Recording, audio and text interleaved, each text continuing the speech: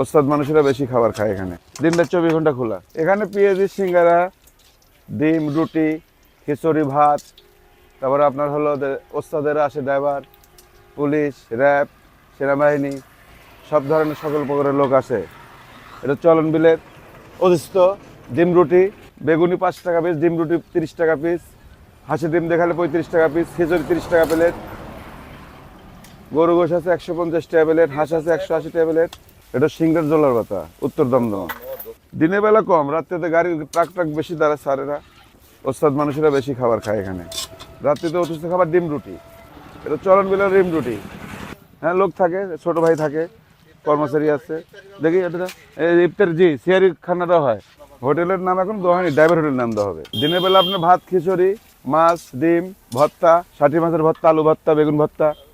বিলের মাছ, পুকুরের মাছ 80 টাকা প্লেট স্যার। সকল দিয়ে সবকিছু দিয়ে 80 টাকা প্লেট।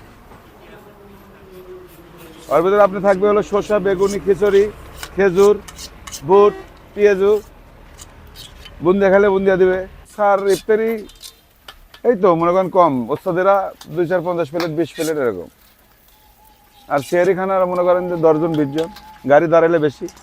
এই জায়গায় দোকানটা করছি, আমি ড্রাইভার, আমি গাড়ি চালাবো না বিধায় দোকান করেছি। এতে আমার এলাকার লোকজনের সুবিধা। আগে তো মনে হয় অনেক গরু হারাইতো, এখন তার গরুটা হারায় না। এখন আমরা সারা রাত দিনটা 24 ঘন্টা আমরা এখানেই থাকি।